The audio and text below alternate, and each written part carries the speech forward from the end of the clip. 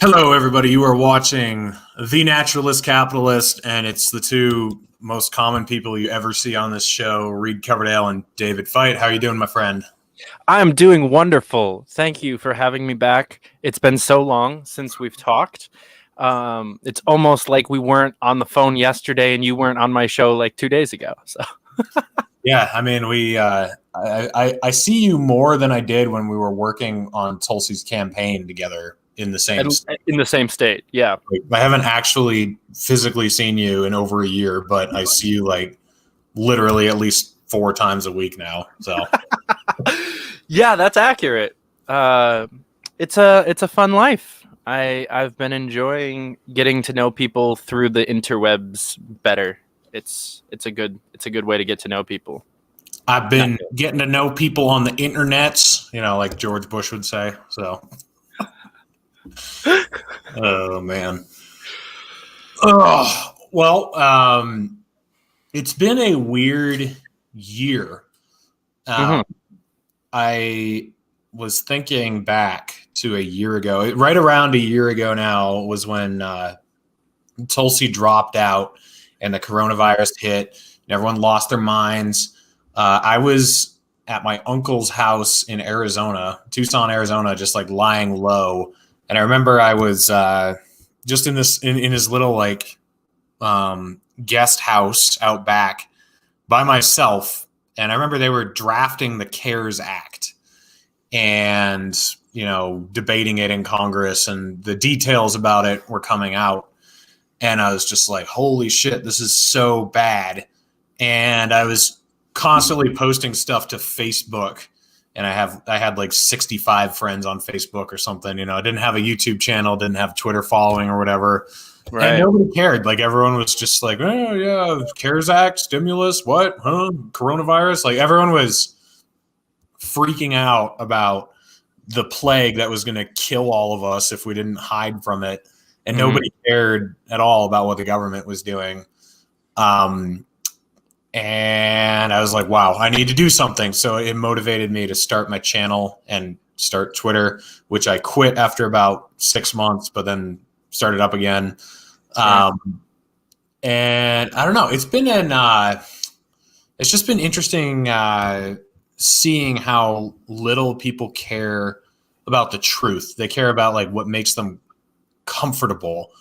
And the whole point of my show and my Twitter thing is actually, it's not really so much for selling libertarianism. It's more just talking about the truth and trying to figure out what truth is in the areas that we don't know. Because there are things that we can know are truth, about like where the money is going in those bills. Like that's something that you can't argue about. Like you got to just find out and like that's fact. But then there's other things that we don't know about, but are interesting to talk about to try to find truth. But I've just found like most people don't really care. They just want whatever makes them feel good, whatever pacifies them. Have you found that to be true? Or oh yeah, people are looking for the easiest way out of most situations. And when I say people, I mean myself included. Like we like to take the path of least resistance. So if that means just ignoring what the government is doing and worrying about your family and yourself, it's a pretty normal human reaction. But what we don't or what a lot of people don't understand is that it's not actually the path of least resistance, because what you're doing is systematically destroying the country little by little over the last 20 to 30 years. And now there's a fuck ton of resistance. Like now you can't go outside. Right. Now you can't see your family. Now you can't work. You can't not wear a mask. You can't high five people, for fuck's sake. Like now it's the path of most resistance, but people have been choosing the opposite for so long that the government just kind of ran away with it. Yeah. Yeah. I mean, I've always said that or not always, but I've been saying this for the last year, that a retarded populace is way easier to subjugate. Like if you have a country full of retards and idiots who don't care to educate themselves, it's very easy to take advantage of them. Like that's why people burn books, because they don't want alternative sources of information. They just don't want knowledgeable people, because knowledgeable people are going to think for themselves and they're more likely to resist. So if you have people who just take your word for everything, then you've got it made, Yeah. I think you just laid out the entire argument for why public education is shit. Yep. You mean the government doesn't want intelligent people, so we put it in charge of making our people intelligent, and it intentionally failed at that task? Shocker. Yeah. Yeah. Oh man, it's so exasperating, because let's see, the Department of Education, I think it was in the 70s. I don't remember exactly which year, but even by our own government standards, like our own testing standards and worldwide standards, ever since we've had public education, and the federal Department of Education, things have just gone downhill in every aspect. Like, we're dumber. We don't test as well. We don't have as many successful employees in any field. Like, it's just all been downhill. And you have to wonder how intentional that was. I wonder that with all of these things. Like, I love John Stossel, but he's always like, the unintended blowback of these well-intended government programs, and I'm a little more skeptical than he is. I'm not so sure that everything is unintentional. It seems like if you have a debt-driven society, that enables a lot of the monetary policy that we use. If you have people who can't go to college unless they join the military to pay for everything, all these things kind of add up to a giant warfare state and a debt-driven monetary policy, which enables the warfare state to last forever. So you have to wonder, like, is this really unintentional, or was this the plan all along? You know what I'm saying? Yeah. I was actually having a similar conversation with Isley on Twitter earlier today, because we were still in the replies of my polls from last night. Oh my God, that ended up being so much more fun than I could have possibly imagined. But so for those of you that don't follow me on Twitter or happen to miss that shit show, I posted a couple of polls last night. One of them being, is the nuclear family under attack? Yes or no? And I was actually really happy about this post, because it started a bunch of pretty good conversations in the replies, a bunch of just asinine, toxic bullshit conversations also. Some lulberts wanted to join in and be assholes, and then some like fucking homophobic douchebags from over here decided that they wanted to join in and prove the lulberts right for a bit. So that was a problem. But there were actually some really good conversations, and it came down to between me and Isley earlier of whether or not it's intentional. Because an attack is an intentional thing. Like, you can't pretend that the state isn't systematically making people more reliant on the state than their own families. We are watching that. We are watching the nanny state take over, and the child to parent relationships are getting broken down because kids don't need to rely on their parents anymore. They can go be their own independent whatever, which is cool, but they're not independent. They're reliant on somebody else, and that's the state. So I'm not sure, like, in that context, I don't know if that was a power grab by the state that happened to break down the family, or if they're intentionally trying to break down the family. I don't know. But I think there's always a little bit of malice in what the government is doing. There's always at least some fucked up mentality behind something, at least for the last like 30, 40 years. Yeah, that's what I don't understand. If you're skeptical of the government historically, then that means you're just good, that your history, and people won't really disagree with you. People will be like, oh yeah, no, the government's done all sorts of terrible things to everybody. Mm-hmm. But for some reason, if you think that now, you're a conspiracy theorist. Like, even recent things you're allowed to think were malicious, like the Patriot Act. Like if you think that was malicious, not the government really saying like, oh God, we really don't want another terrorist attack to happen. We're going to do this to protect you. You know, most people don't buy that. Like most people admit like, oh yeah, the Patriot Act was totally a power grab, you know, as an excuse after something bad happened. But if you think that's happening now, if you think that the government has has taken advantage of coronavirus and is using it to leverage more power, people look at you like you're nuts.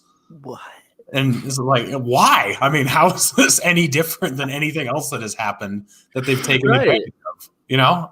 Well, the difference is this time it worked better than I think it's ever really worked in the past. Because you make a good point. Like our parents were able to question the government their whole lives without really any backlash. You know, people that questioned Vietnam was, you know, it didn't quite make up a majority of the country, but it was a fucking third at least. And, you know, we since then have decided as a society that Vietnam was stupid and we shouldn't have been there. And that third was right. And, you know, I hate these words feel weird coming out of my mouth, but Bernie Sanders was right. Like we can see that now. That doesn't happen every day, by the way. That Bernie Sanders was right. Yeah. It's happened exactly twice on 2 different wars. The rest of the wars and the bombings and the military, he's been wrong on because he's voted for it. Right. But he's been anti-war twice in his career. Vietnam and Iraq. And he was okay in Yemen, so we'll give him 3. But oh, you're right. You know what? Yeah. You are right. I will give him that third one as well. But yeah, now all of a sudden, this generation, miraculously, the government is infallible. And I think it has to do with a little bit to do with the team sports mentality and the divisiveness and the just polarization that we were seeing, because it's not the government that's the problem anymore. It's the other team. So as long as your team is in control, the government is good. Right. And your team is always in control somewhat, some way, somehow, right? Like you can always trust a little piece of the government, whether it's your state government or like you live in a red state, but you voted for Biden. So now your life is all set and fine. You know, I'm fucked. I'm in New York and I'm not a Democrat, but, but you know, you even like my local politicians are, you know, on my team, you know, or were, you know, when I was a Republican. Mm-hmm. My congressman is a Republican, whatever. Now we have to be teammates to these elected officials for whatever fucking reason. And we have to see these guys as like our allies, because what's more important is defeating the other half of the country, not the evil 1%. Yeah, I was talking with my cousin about this, and he is like slowly waking up to this stuff. Like I first started talking to him a year ago, and I got him to buy silver a year ago when the CARES Act passed. And he's been paying attention, and he did vote for Joe Biden, but he's starting to pay attention more. And this latest stimulus bill, he called me and he said, I've been researching it, and the most I can ever add anything up to is like almost $1 trillion. And I don't know where the other like trillion is going. I've been researching it pretty extensively. And I was like, haha, welcome to the world of Washington stimulus bills. You know, like we'll find out in 3 months where the rest of that money went. You know, and he's like, well, I haven't had time to read the bill because it's like 700 pages long. I'm like, yep. So it's in the white print. That's what we called it. Like not the fine print, the white print on the page, you know, like they you can't even see it. But I mean, like they have these 700-page bills, and then like half a sentence, it'll be like, oh, and 700 billion is going here, you know, that you're intentionally not supposed to see. But I told him, like, look at what everyone's arguing about right now. Like, so few people are talking about this stimulus bill. They're talking about Mr. Potato Head. Like that. That's where the focus is. And then you know, before that, I don't know. We had a great moment where we could have united anti-establishment people against police abuse. but instead it got turned into a race war, basically. And then before that, we were impeaching Trump for being a traitor, and then before that, it was that Obama was born in Kenya and didn't have a birth certificate. And it's just like name the time and name the bullshit, like false target that they want you to go after, because it'll distract you from taking them out. Because if people were well educated and they knew what was going on, they knew where all this money was going, they knew what our politicians were doing, there would be guillotines in the streets. I mean, like, people would be freaking out. So if they can distract you with some bullshit culture war thing, they will. And it's very effective. And like you said, they'll convince you, even though your two teams are so similar, like Joe Biden and Donald Trump, like the most similar people to run for president in my lifetime. I think ever.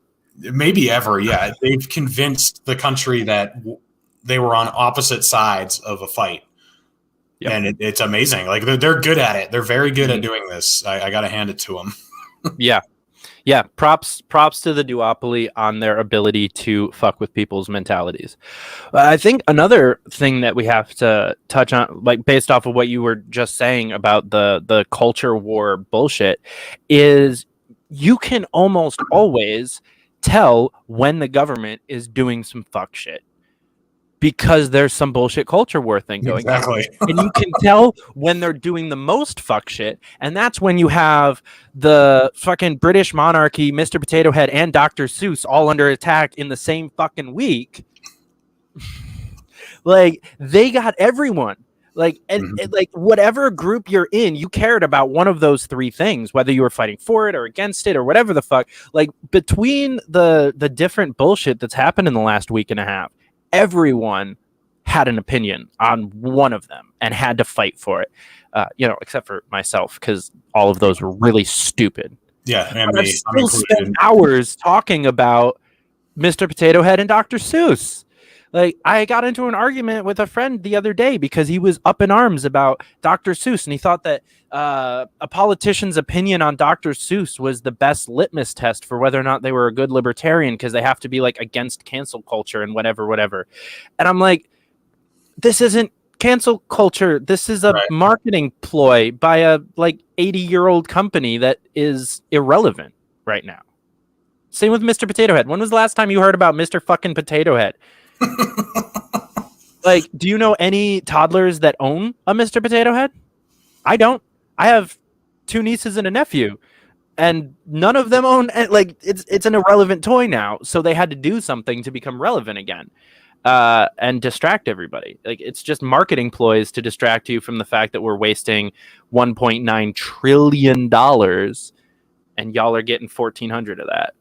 Yeah, so I did the math, and this bill, if we were to actually pay for it, it costs the average taxpayer about $13,000.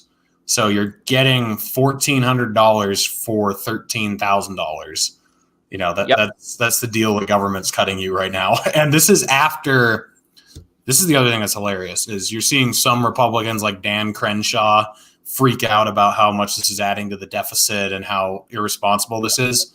He voted for a $2.4 trillion stimulus bill a week before Christmas, and then voted for a $2.7 trillion bill about a year ago, which was the CARES Act. So Donald Trump, both of his stimulus packages were way bigger than this one.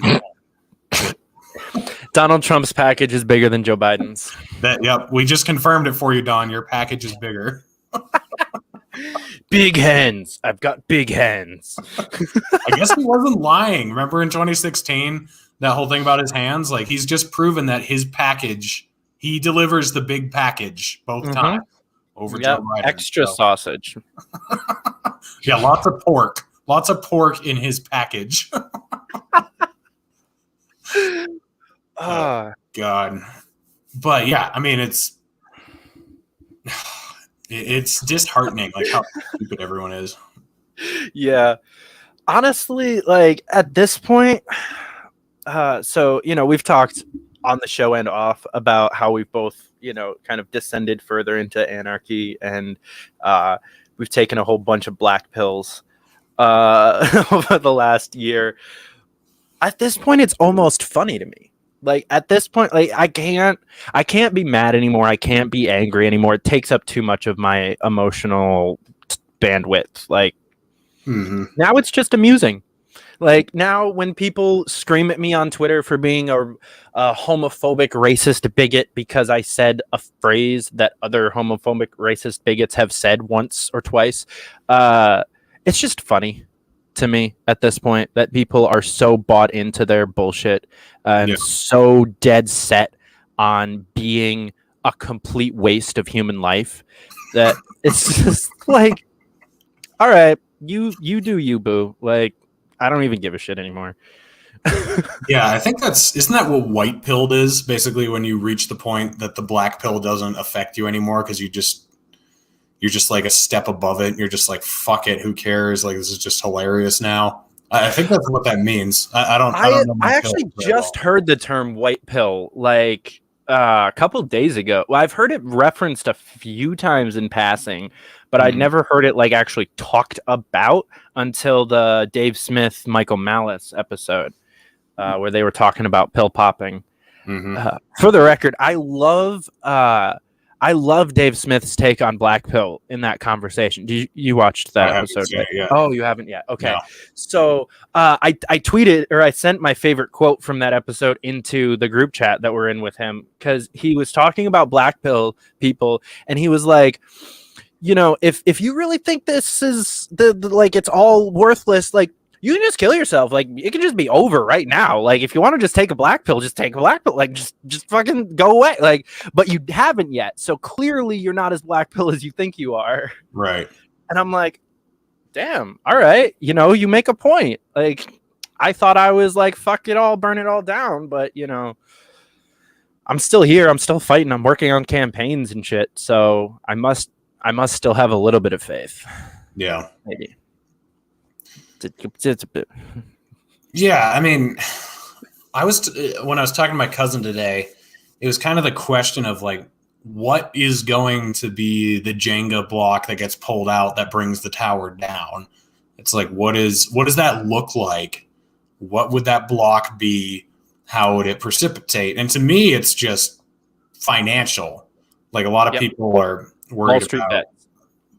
Yeah, I mean, so few people understand how our monetary policy is linked to our foreign policy. When they hear like, oh, we're in the war for oil, they literally think we're over there to take oil and bring it back to the United States and burn it in gas burning cars. Like that's not why we want control of oil in the Middle East. It has to do with power. It has to do with countries that are going to use the dollar and keep the dollar pegged as the world reserve currency through the petrodollar. That's why we're such good buddies with Saudi Arabia, because they have all these companies from Africa that sell oil through them, and they use the dollar, which is what we pegged the US dollar to after the Bretton Woods conference once we came off the gold standard. Like the dollar is backed by oil. People don't really get that. Like it used to be backed by gold, now it's backed by oil.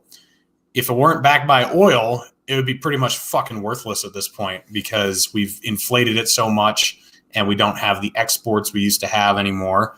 So it's all a house of cards.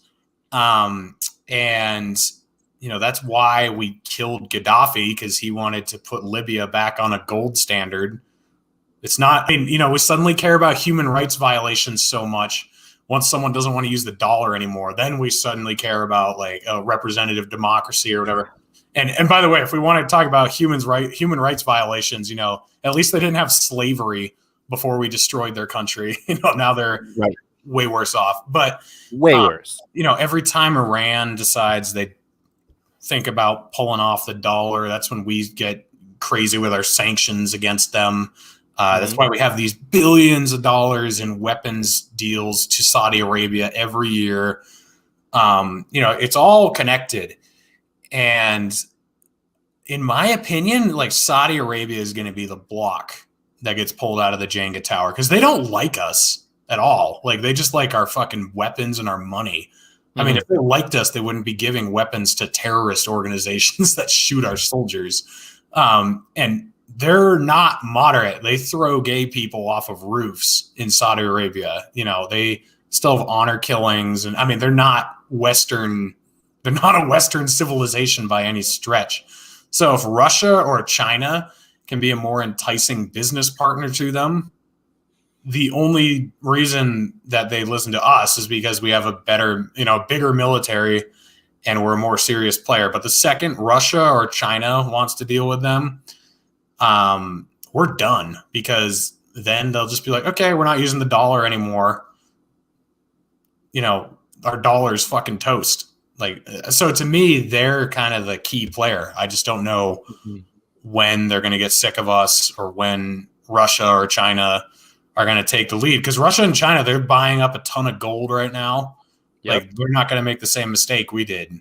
Like they've seen what we've been doing and how destructive our monetary policy has been, and they're going to play it smarter. So I'm just that's kind of my opinion on what's going to bring it all crashing down. I could be wrong, but it seems like it's all on Saudi Arabia and what they decide to do, because they've already like a couple of times hinted that they don't want to use the dollar anymore.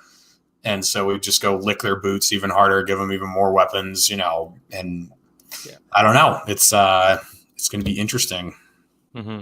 One thing I want to circle back, because you were dead on. I think that's a great hypothesis. I think they're really, I agree that they're kind of the key player in the middle of it all that switches teams and fucks it up.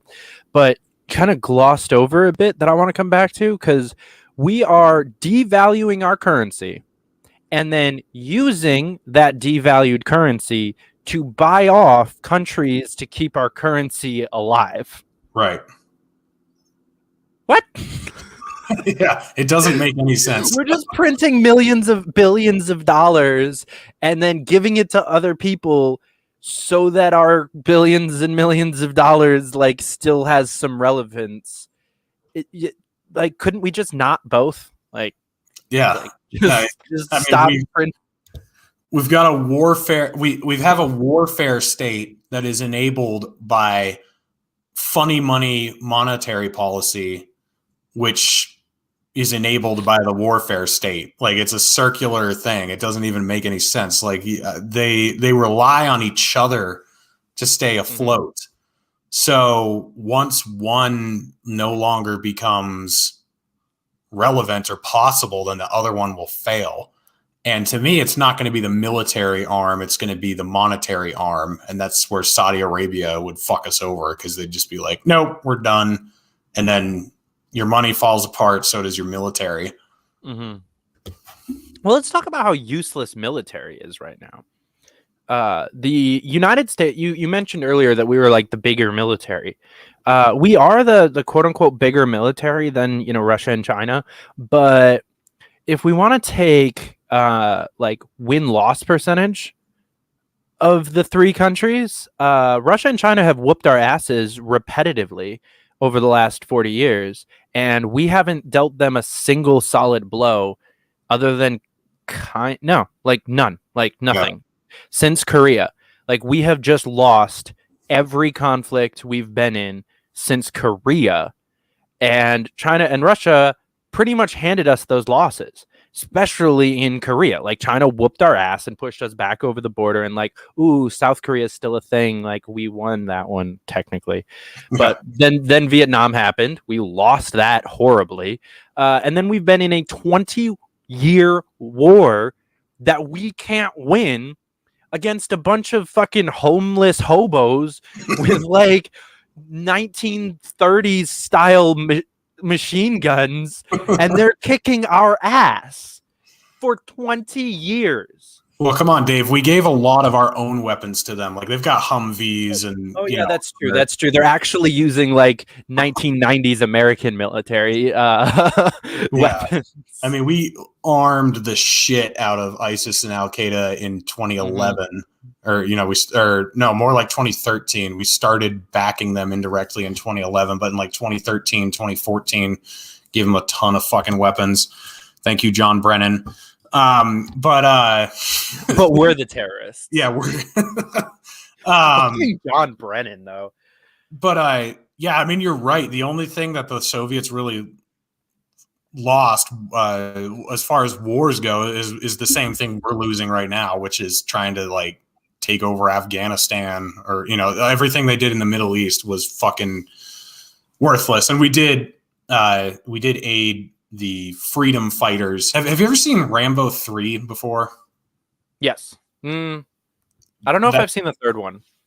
So it's when they're in Afghanistan and the Russians are in Afghanistan. It was made in I don't know if it was the late 80s or the early 90s, but it was made sometime when we were aiding the freedom fighters, which ended up being Al Qaeda in Afghanistan. And the whole movie is just portraying all these freedom fighters as great people who are just angry that this invasion force is occupying their country, and how obviously good and noble they are for opposing them. Mm-hmm. And then these exact same people, like 20 years later, are our dire enemies because they hate our way of life, and that's why they flew the planes into the towers, because they don't believe in Western freedom civilizations or whatever. But you're right about China and Russia. Like it is weird. Like we haven't won a war in a long time. Like the last war we really won was World War II. Yep. Which Russia was on our side for. Yeah. So they also get to count that win. The brunt of the Western part of that war. We like to think we beat the Nazis. It was kind of the Russians. We beat the Japanese. We did not beat the Japanese, of course. But the Russians definitely took out the Nazis. I mean, it's not even close. Like we helped finish them, but the Russians broke their back. I mean, actually, I don't even know if we can give credit to Russia on this one. I'm pretty sure Hitler beat the Nazis by attacking Russia. like that was Hitler. Like Hitler fucked up.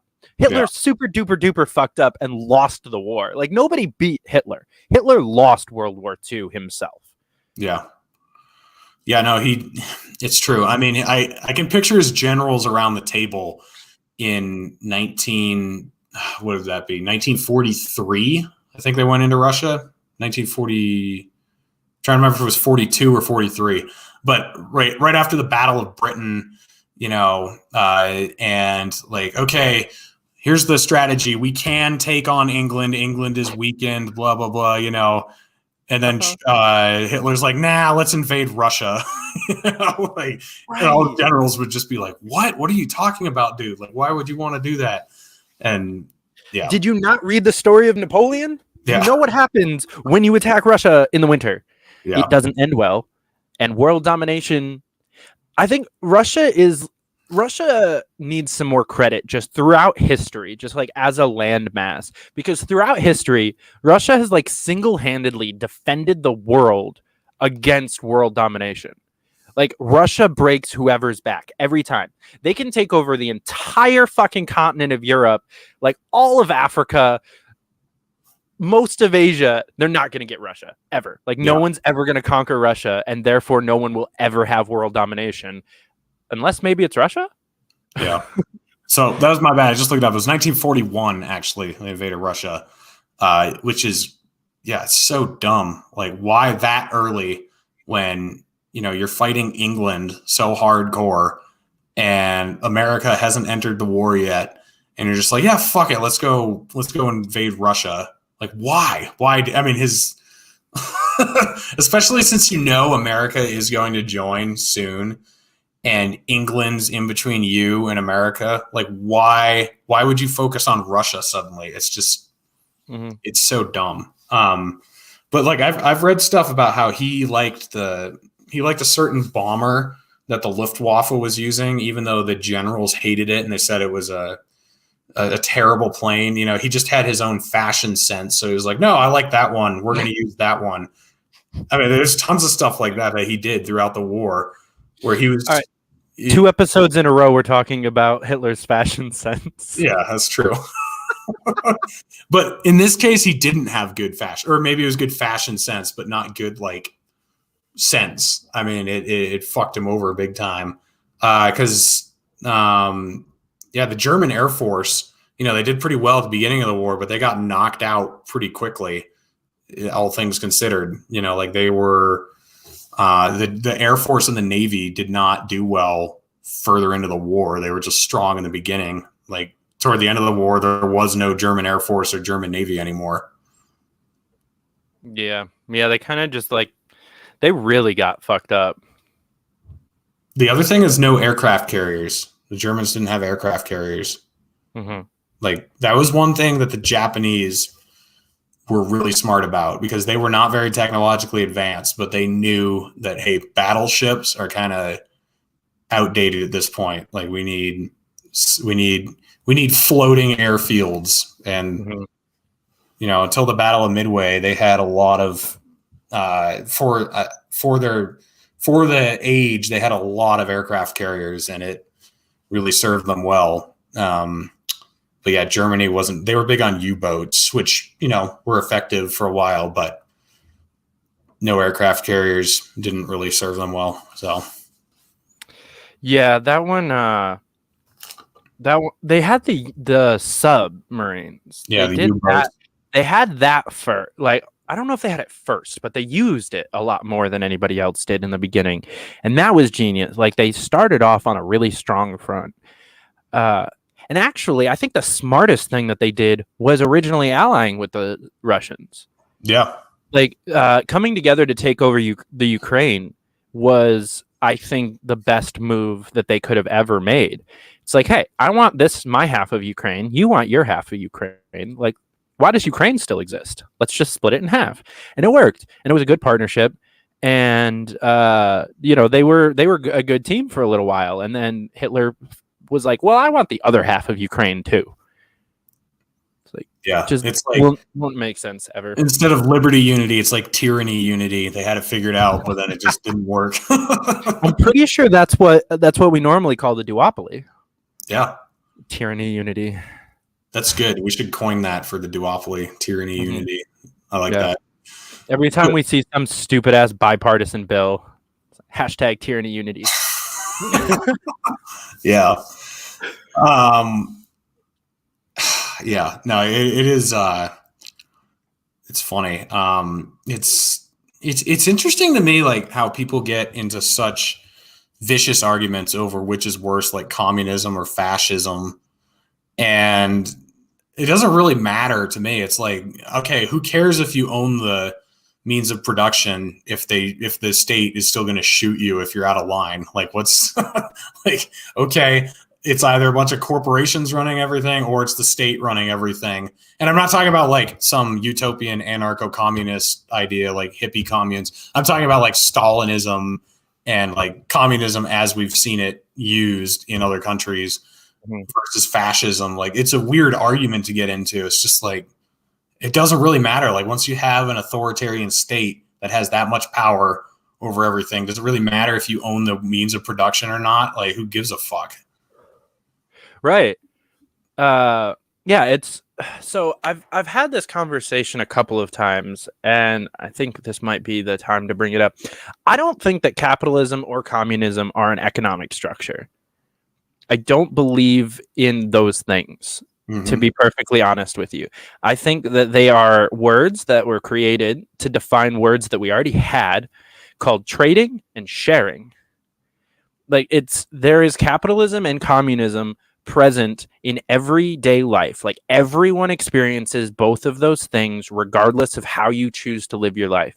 You most likely grew up in a communist household. Right. Most people did. You know, if you ever like got a job as a kid and then bought things and then shared it with your family, that is like, that household is a communistic structure. Yes. If you've ever gone to school with a packed lunch and traded your banana for someone else's pudding cup, you experienced capitalism. Yeah. Like, they're both inescapable realities of life. It's like gravity. But we've decided to glorify these rules of nature and pit them against each other. It would literally be as if somebody was team gravity and somebody else was team inertia. It's like, what? Yeah. Like, oh, if I keep running fast enough, I can avoid gravity. And like, that's true, kind of. And like, gravity eventually stops inertia by friction. But they both are just infallible rules of nature that you have to abide by. To try to like be team one or the other is stupid. Right. I think the difference is in one system, let's say. So it really comes down to what is the government's involvement. Mm-hmm. So if the government is involved in forced sharing, it's different than if the government is only involved to protect your property or your rights, right? Mm-hmm. So if the government is forcing sharing, then it requires a lot more involvement than if it's just there to protect contracts or whatever. Like if someone steals something from you or destroys your property or something, then that's all the government is supposed to be there for. That's really what the difference is. But you're right. Like in an anarchist society, you would have both of those things. You would have people sharing with each other. The difference is it would be consensual. Yeah. It would be by choice, and it would be communities deciding to do it versus like a giant centralized form of command that forces distribution amongst everybody. Mm-hmm.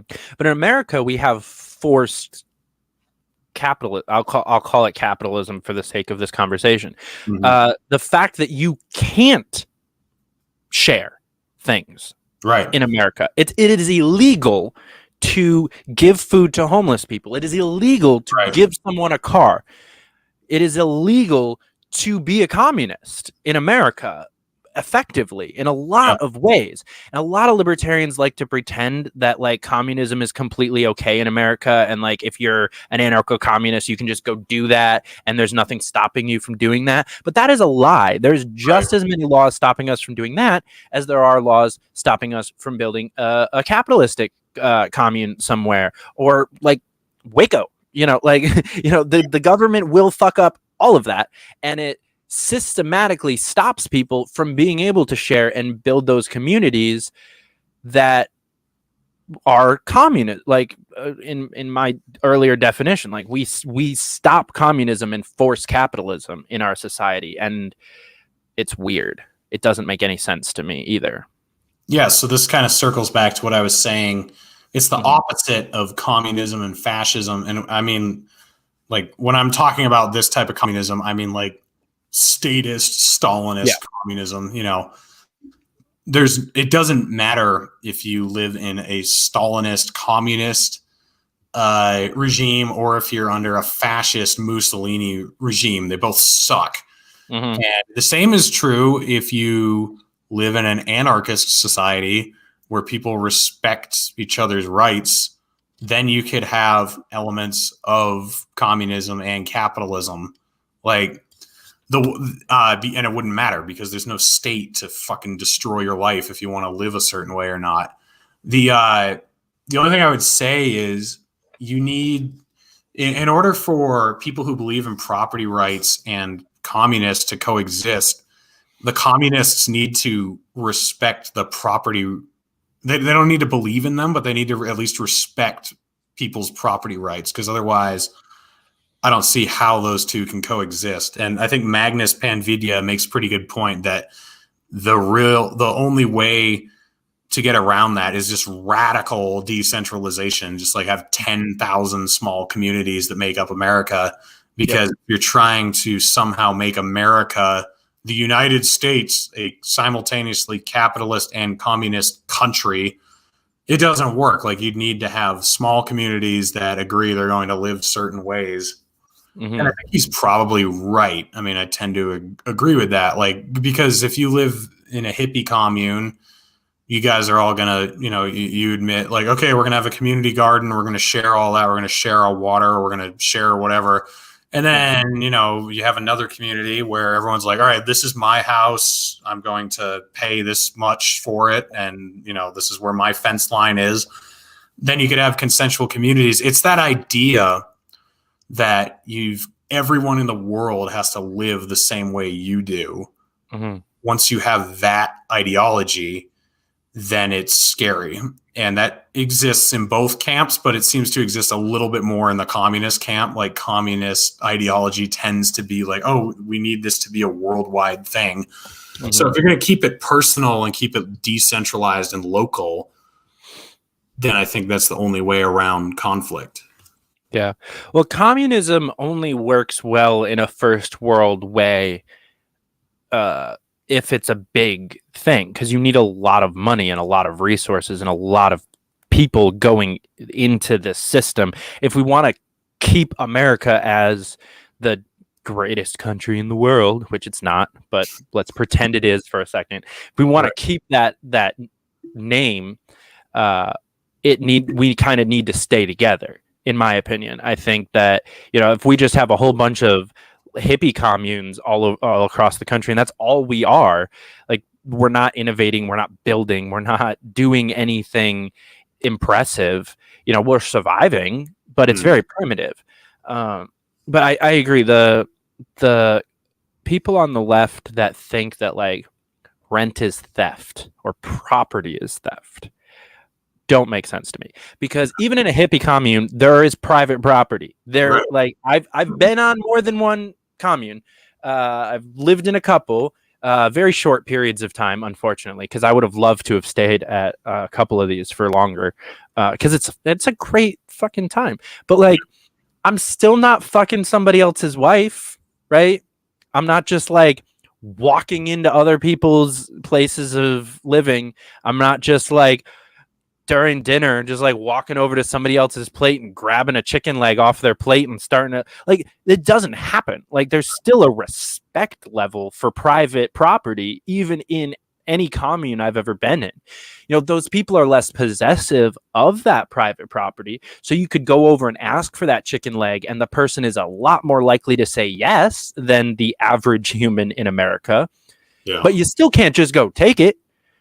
There's a system in place that distributes things back into private property. It scoops up all the private property and then redistributes it back, but it's all still owned-ish by somebody. I think it's all, we have to talk specifically about the means of production when we're comparing these two systems, because individual life will always have pure capitalism. Like we're not just letting people wander into our houses and start watching TV and eating our food. Like, that's just not a thing anywhere. Yeah, I mean, the idea of property still exists under communism. Like, it's inescapable. You're deciding it's a community's property. Like, you're not going to say some other community can come and just like take everything out of your garden, right? Like, that's not okay. So you still have this concept of private property, which is, to me, why communism can really only work on a small level. Like, I think capitalism can work on a larger level because it's not that idea of consensual sharing that without getting some sort of gain. So, I mean, if people were benevolent, then yeah, maybe you could have some larger communist form of society. But the way it's set up, it does have to be very small, decentralized groups because, you have friends and you have people that you're going to allow to share your stuff.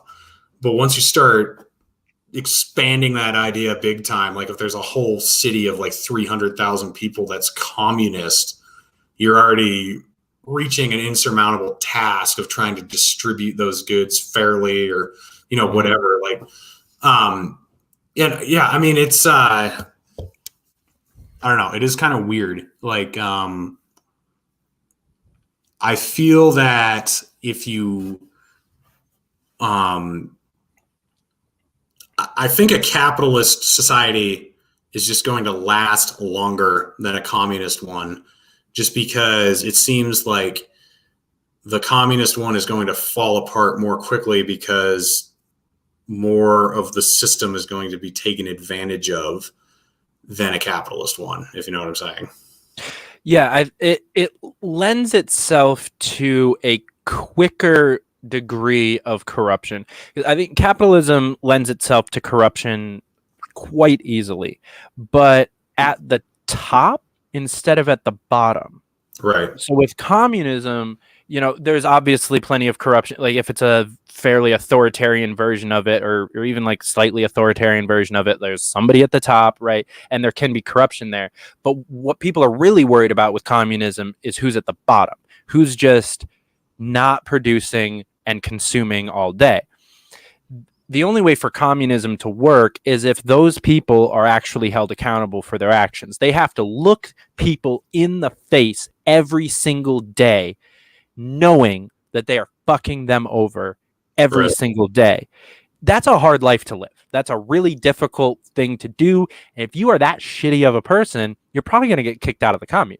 Like if you can actually look people in the face and be like, oh no, I'm sorry, I had to watch 9 episodes of Criminal Minds, so I wasn't able to weed the garden today. Like if you actually say that to somebody's face, you're gonna get beat up or like thrown out or something. Yeah. Where in America we have like 3 million people on unemployed who have. I read this statistic the other day because I was studying this and I don't remember what it was. It was something around like 3 million people who have been on welfare for over a year, or pre-COVID, without like doing anything about it. Yeah. And I don't shit on people that are on welfare very often because there's a lot of reasons that you could be in that situation, and laziness is actually the least common reason. So I don't shit on those people very often, but there is still that subgroup. There is still that 1% all the way down at the bottom that are shitty humans that just want to watch Criminal Minds all day and smoke weed and not do shit. And honestly, that sounds like a great life to me. I would love that. That sounds fantastic. So that's the concern. In capitalism, those people just die. Right. As well as the other people that are on welfare that aren't on that welfare for laziness. In a capitalistic system, the bottom 5% just die. Right. If there's no safety net. So the problem solves itself if you don't care about human life. Right. In a capitalistic system, the shitty people just die off and we end up fine. Again, if you don't care about human life at all, I kind of do. So that doesn't sound fun to me, which is why I'm advocate for a social safety net if we have a nation state like we do. But yeah, I agree with you. If it gets too big, the law of averages proves that shitty 1% is going to exist eventually, and it's going to fuck it all up. Unless you are a strong enough nation to keep those people up. And the argument that I hear a lot is that the U.S. is capable of that. We have enough money. We have enough resources. We're a strong enough country that could keep our poorer citizens afloat. That's Andrew Yang's kind of big pitch was like, we have the ability to do this. We're the greatest country in the world. We're the richest country in the world. We're the most powerful country in the world. We shouldn't have our vets dying on Fifth Avenue on a daily basis just because we couldn't afford to feed them. Yeah, I've talked about this before. I am an anarchist, so ideally there's no state, but we're not going straight to anarcho-capitalism tomorrow. So you've got to dissect the state in a measured manner, and you got to be careful about how you do it. So one great example I use is with Glass-Steagall, the legislation that basically divided the banks. We instated that along with the FDIC, which is the insurance that just backs up all the banks with federal money. So then we repealed the compartmentalization half, but we kept the FDIC. So now the banks aren't divided anymore, but they still have government insurance. So you didn't really do a good service there. You actually were one of the major contributors that led to the housing crisis of 2008. You made things way worse.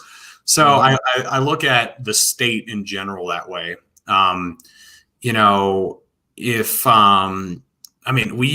So much more money goes to welfare for rich people than welfare for poor people. So much more.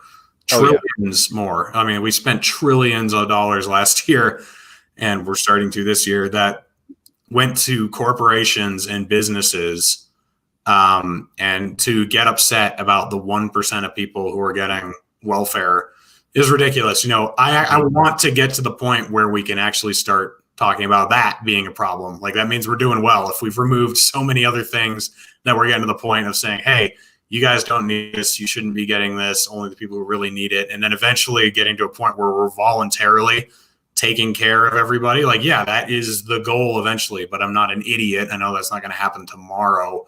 Mm-hmm. So taking welfare from the wealthy is the number one goal.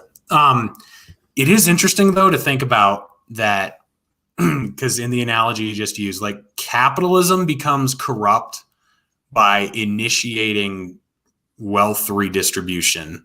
Like, that's how the wealthy in capitalism stay in power, right? Like, If we had actual capitalism, a ton of really rich people would have gotten fucked over last year. Boeing probably would have gone out of business temporarily. It would have been bought up by somebody else. Like, the evil of capitalism, which isn't really capitalism anymore, becomes corporatism when you have a merger of state and business, is that they're using redistribution to prop up failed businesses or people who shouldn't be on the top. Mm-hmm.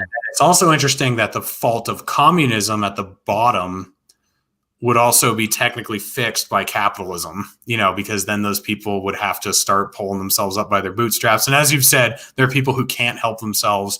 So you do need either a voluntary, or at least for now, some sort of statist safety net to keep them afloat. But it's interesting that capitalism solves the problem of communism, and communism causes the problem of capitalism, if you know what I'm saying. Like, yeah. Unfortunate statistic for the communists.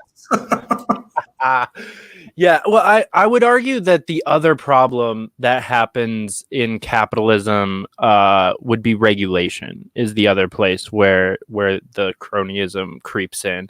The fact that we have companies lobbying to regulate their own industries so that competitors can never catch up or compete. That, I think, is that's one of the biggest things that's fucked up America, and that's been going on for quite some time. We've had bogus regulations since like the 30s, and I kind of agree with like antitrust laws. That's like one of the few like government things that I actually kind of agreed with. I'm like, all right, maybe we shouldn't have a monopoly over something. That's not a free market, right?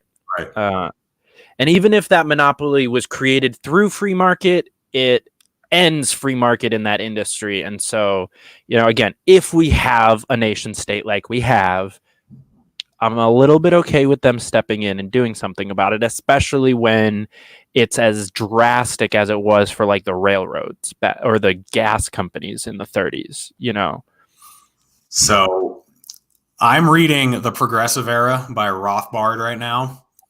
And all of those problems were created by the government. They were created by the Union after the Civil War by subsidizing all those companies in the first place. Oh yeah, for sure. Like, I'm definitely not gonna. You're right. Those monopolies were not created by the free market. They were created by government and then broken up by government and then recreated by government. Right.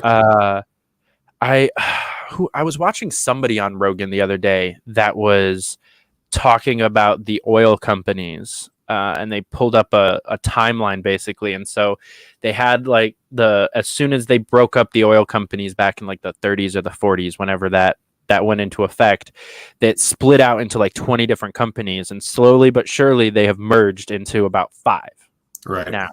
It's like we're about to get to another oil monopoly. If like Exxon ever buys out Shell or BP, like, it's over. It's completely over. And we're seeing that in cell service right now. With Sprint, T-Mobile, and Verizon are all the same company right now. Yeah. Then you've got AT&T. It's literally you've got 2 choices. Yeah, and then big tech, same thing. Like Google owns like everything pretty much. Mm-hmm. Yeah. Yeah, I think I was interesting. I was talking to Stacia the other day about how a few people, how why there's still new money in the world right now, and why people like Jeff Bezos or uh, I'm gonna space what the Microsoft dude, Bill Gates, Okay. like how they were able to become the big players they are with new money, because they're really the only people that are like that. You know, everybody else has like fucking Rockefeller money or something like that that's passed down, and that's why they're a big player. But the internet really like gave the little guy a chance to come up and break that down, and they watched the playbook of what happened last time there was a big boom during the industrial revolution, and they were like, we need to do that. And so Amazon and Microsoft and Google like exist now and realize that the only way to be successful is monopoly. Mm-hmm. And you know, Bezos is a fucking genius. Like, Jeff Bezos is one of the worst people to exist in business. He is a business killer. He is not a business creator. Right. He's created like one business and killed hundreds of thousands. And unfortunately, he's the one person that wouldn't have gotten fucked up this year. Yeah, right. Although he wouldn't have made it so well without all the lockdowns that forced a bunch of small businesses that people could have gotten services from, that they went to him instead. That is a fact. Yeah. He still would have done a lot better just due to fear mongering in general. Yeah. Like when we did that video with Dave Smith, he was talking about he's actually doing that video is actually what cued me on to reading the Progressive Era, because he brought it up in the video about how a left-wing cause was hijacked by a corporate cause, you know, because they were like, we need to organize the economy, and a bunch of these corporations were like, oh yeah, we'll organize it for you. That totally happened with COVID. Like the left, and I mean the left too, not just the Democrats, like the left supported the lockdowns. They wanted Medicare for all and they wanted UBI and all this stuff, but they did overwhelmingly support the lockdowns. Like Kim Iverson was the only leftist that I really saw railing against the lockdowns. I didn't see anybody else. Everyone else was like, yeah, these need to happen so that we can get through this or whatever. Want to talk about a left-wing cause that was hijacked by corporations? Holy fuck. Like, Yeah. talk about breaking the backs of businesses, small businesses, and funneling everything to the top, whether it was through bailouts, which I realized the left was against that, but who cares? Like, this is the thing about, I had Kim Iverson on. What's that? Were they really against the bailouts, though? Well, they're against like business bailouts. They weren't against. See, not during COVID. They pretty much shut up about that for a minute. They did shut up about it. Like, if you asked them, should we bail out Boeing, they would have said no, but they were for the CARES Act. Like, that's how stupid it was. Like, Jimmy Dore was against the CARES Act. I'll give him that. He was railing against it. But a lot of these lefties were like, you know, it's worth it to pass this bill to get the shit we're going to, yeah, that's totally true.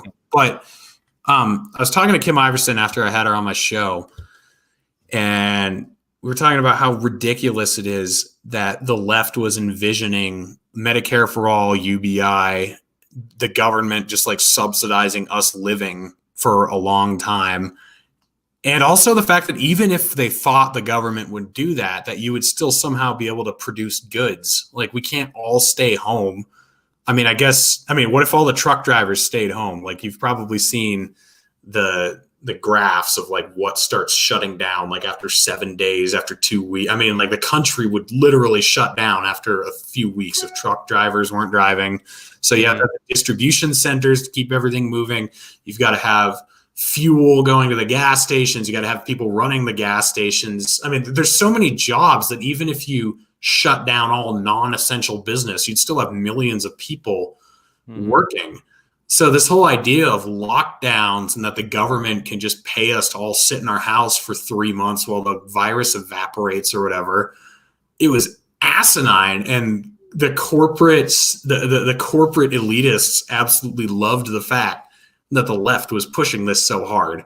because Yep. they took huge advantage of it. It's ridiculous. Yeah, and the whole you can't go to Pete's Bagels, but you can go to Walmart where there's 250 people. That part, it doesn't make sense if you think about it a little bit. If you think about it a little bit more, it actually kind of does. And there's like written stuff places to explain this. And basically their explanation was that the small businesses couldn't have handled the COVID regulations, which is true. They specifically created a shit ton of regulations that only large corporations could ever meet. And then we're like, oh, sorry, I guess we have to close small businesses. Yeah. I'm looking forward to having Clint from Liberty Lockdown on. I don't know if you've been following him, but he's got some good shit out about this. Like, tons of restaurants in Los Angeles spent like tens of thousands of dollars on all the shit that they were supposed to have to be allowed to have like 50% capacity. And then Newsom was still like, okay, we're shut down. No takeout. So they spent tens of thousands of dollars on all this shit. And then they still weren't allowed to open. Right.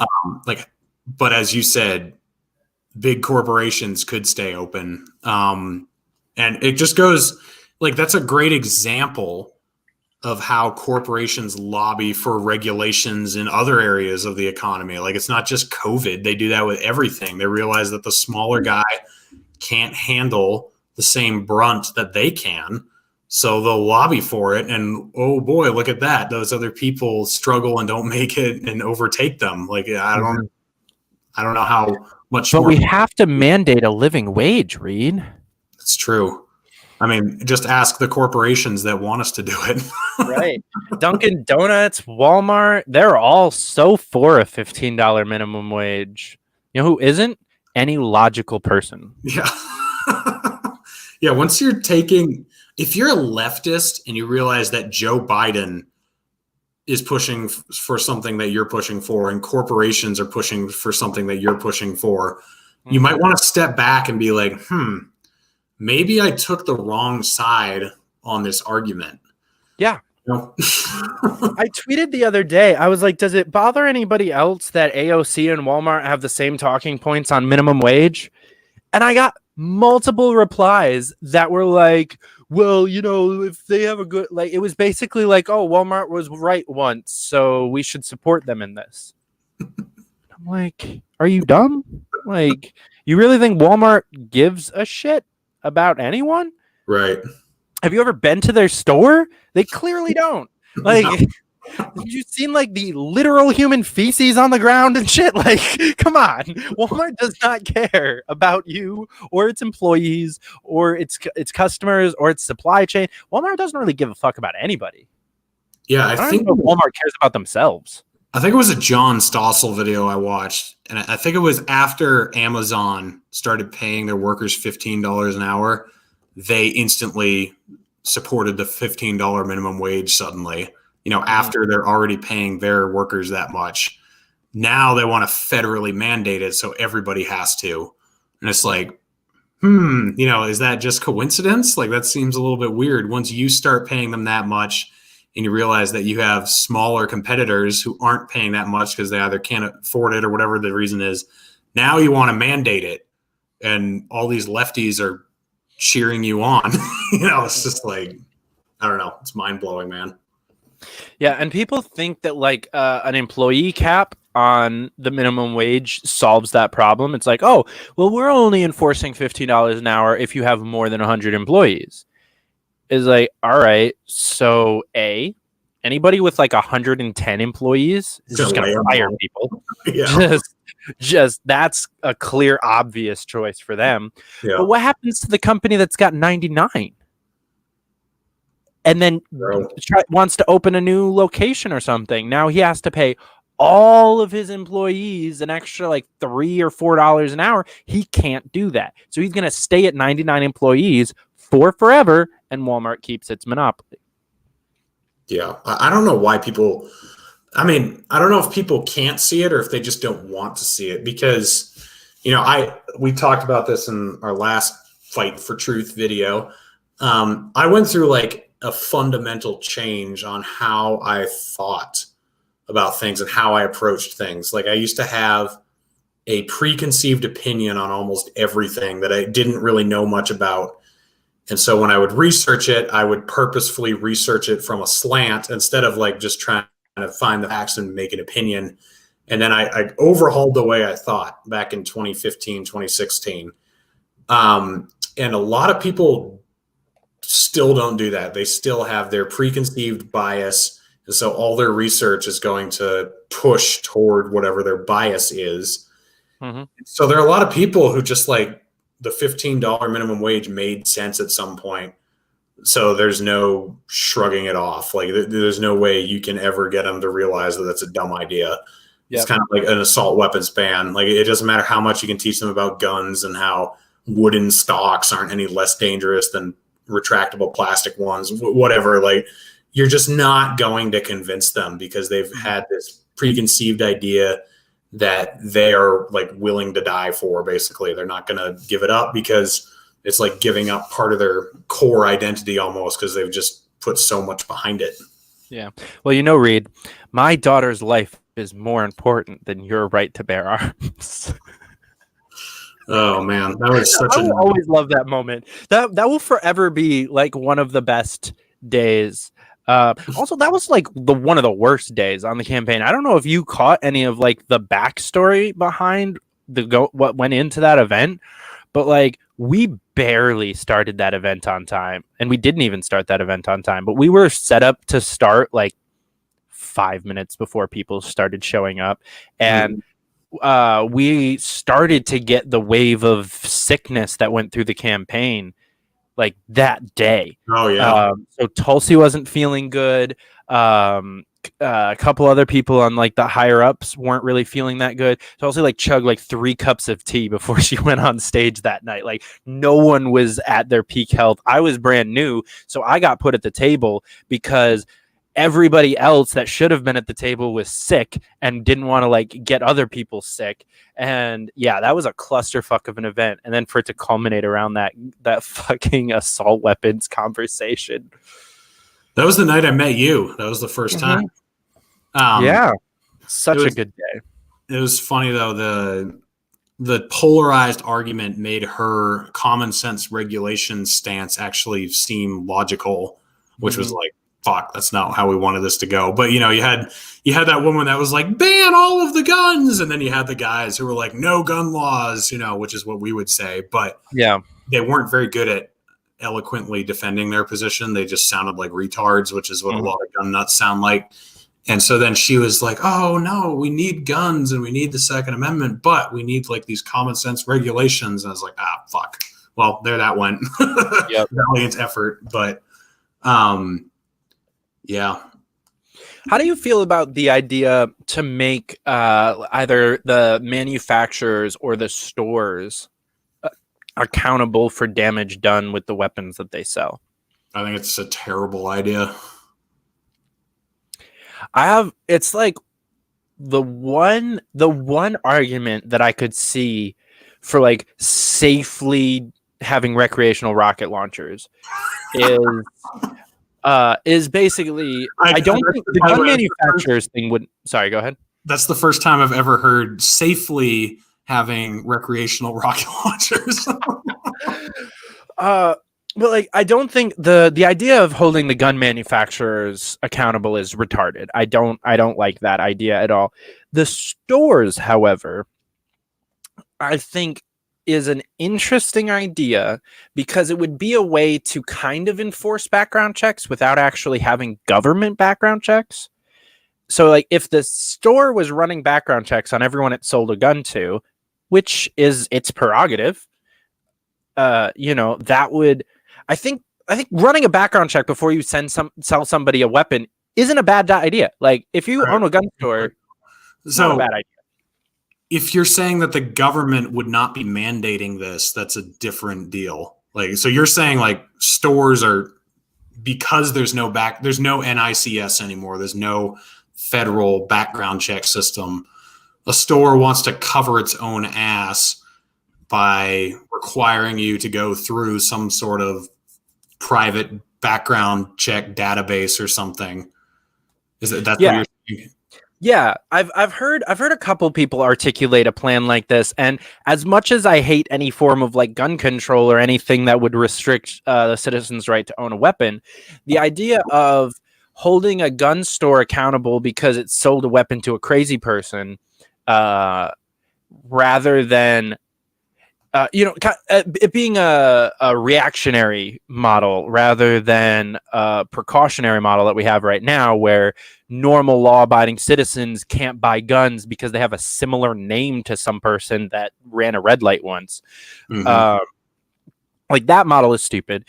The government controlling background checks is also stupid because it can just say who can and can't own a gun.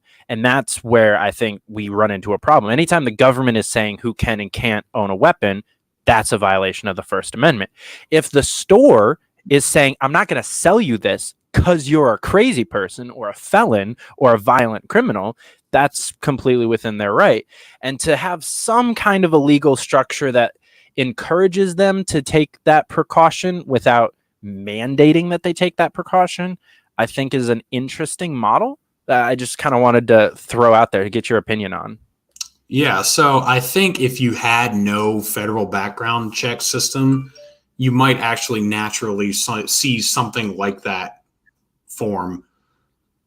You might actually see a gun store be like, wow, okay, I'm selling a lot of dangerous weapons. I kind of want to know who I'm selling them to.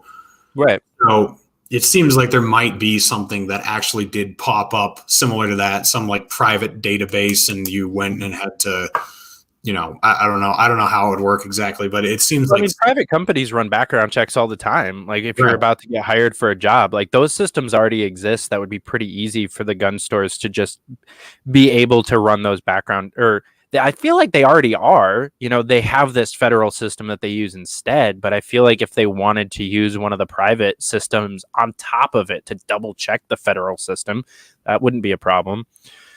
Yeah. So the only thing like I don't like is the idea of legally holding them accountable if somebody shoots up a store for a couple reasons. Because you could have someone buy that gun from you and then go sell it to somebody else, and then that person shoots up a store.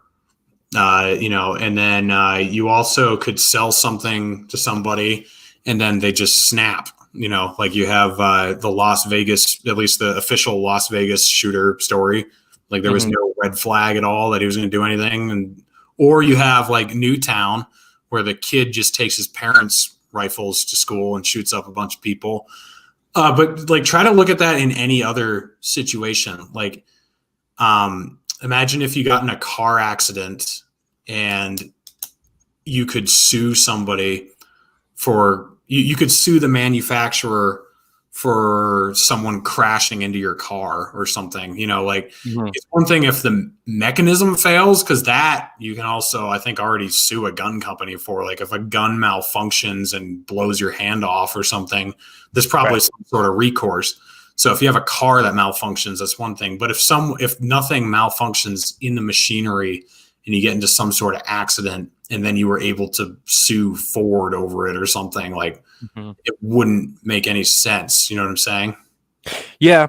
It's got some holes in it. I've only had a couple of people like try to sell me on this, and most of them were talking about the manufacturers, and that's where I shut them down really quick, because that just doesn't make any sense. Because it's not up to Remington who owns Remington rifles. Like that's Right. just, it's nowhere in their business model to try to control who does and doesn't have a Remington rifle. It's just a fucking impossible thing to try to accomplish.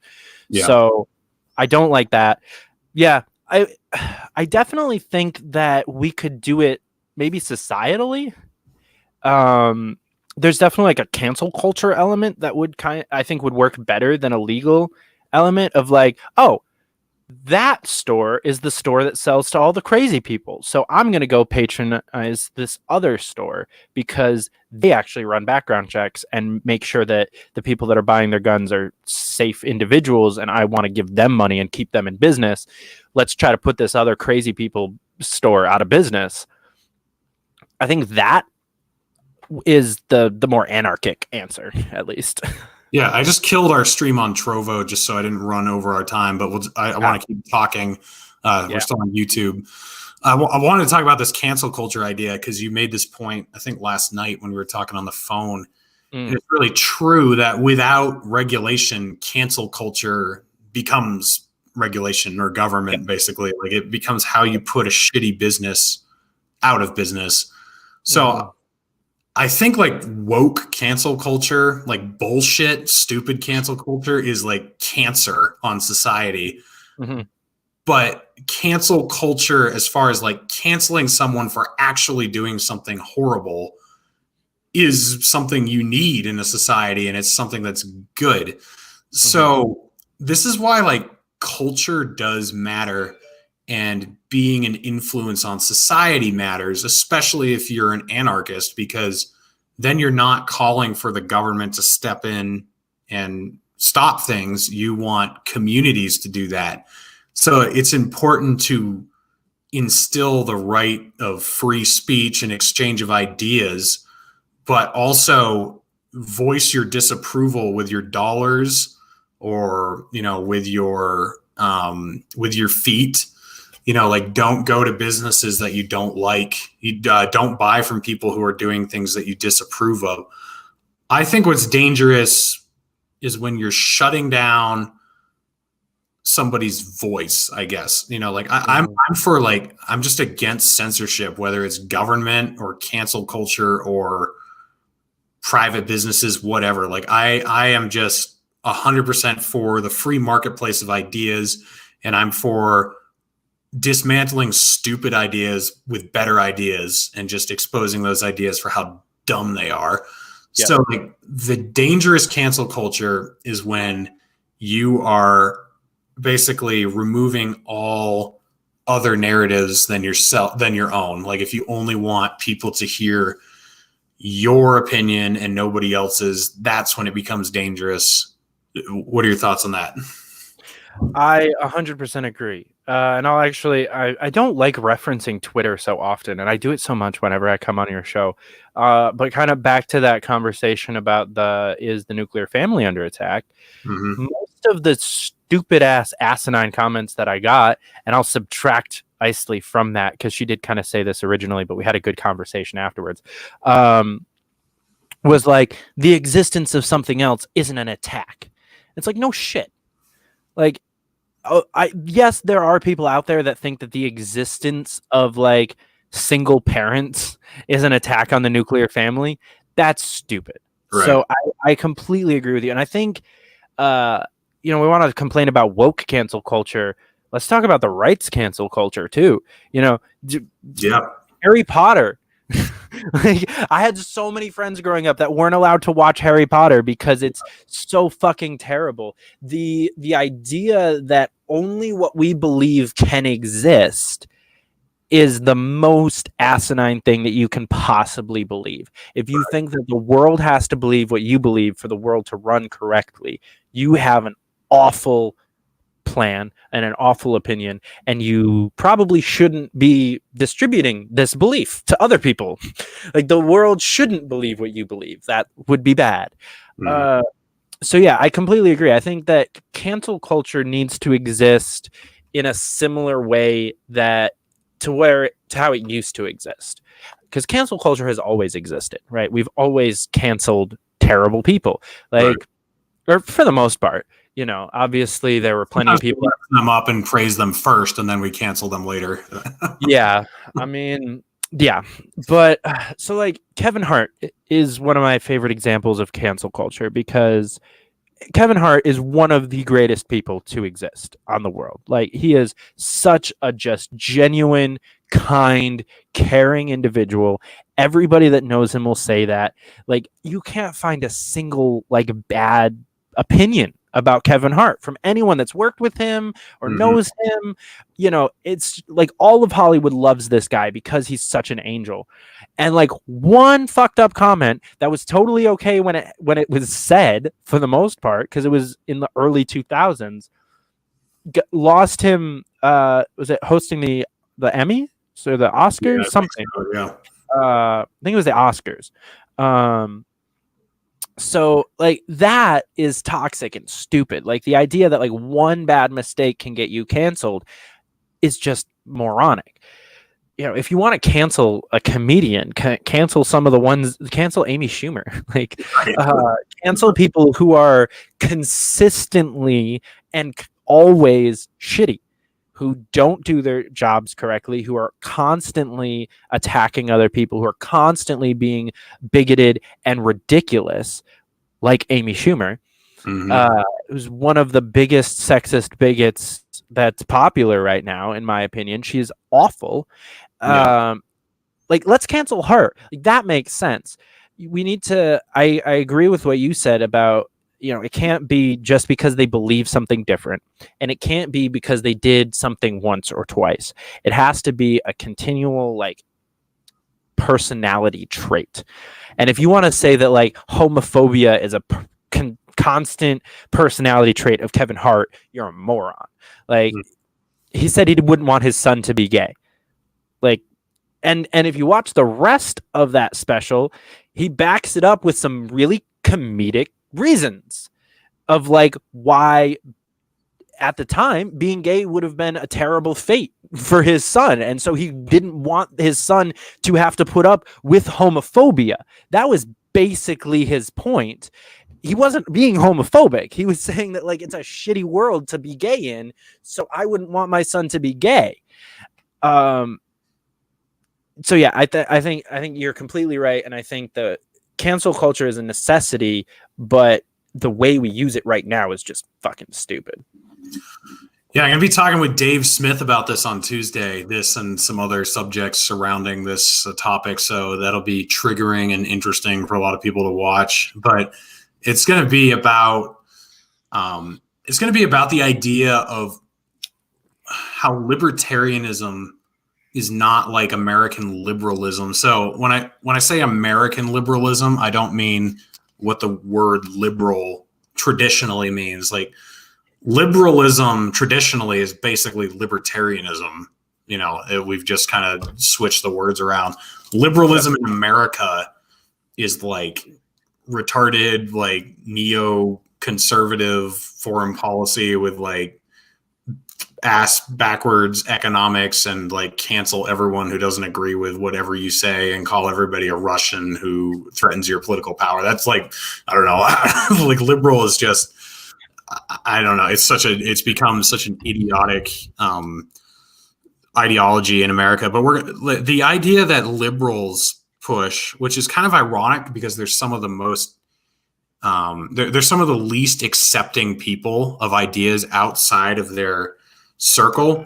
Their idea is to be a liberal, you have to accept everything that we accept. You have to agree with everything we agree with. And that means you're tolerant and you can be one of us. And libertarians, some of them have that same issue. They think that if you're going to be a libertarian, you have to agree with us on all of these cultural things. Like you have to be okay with this and this and this.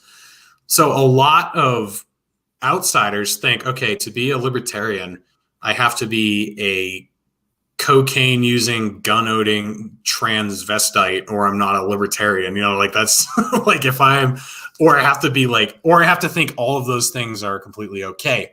I'm going to give a shout out to our friend Eric Jackman from New Hampshire.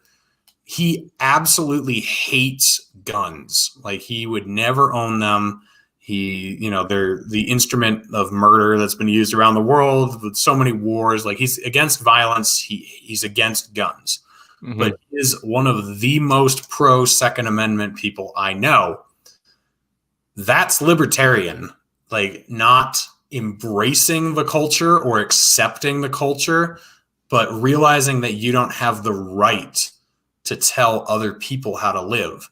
So this idea that you, like, I don't think you have to be comfortable with the idea of someone being transgender. And I've worked with a transgender person. I don't care, but I understand people who aren't comfortable with it. That's fine, as long as you're not going to advocate for aggression or state sanctioned abdication of their rights. Then it doesn't matter. Like, you don't have to be comfortable with that. You don't have to be comfortable with using fucking heroin. Like, that's not something I'm comfortable with. No, it's a bad life choice. I can tell you from experience. If you were using heroin, I would tell you to stop. Like, I don't have to accept that as a societal good. I just have to realize that if you're going to use heroin, as long as you're not getting behind the wheel and running into somebody or, doing something stupid that could harm someone else, then that is your right. And you can do whatever you want to your own body. So that's going to be an interesting conversation. And I knew I was going to do a video on it anyway. I was thinking of doing it maybe with you or by myself or something, but I was like, fuck it. If I'm going to do this video that's going to get a bunch of lolberts super pissed off at me, I might as well do it with Dave Smith. Just go the whole mile.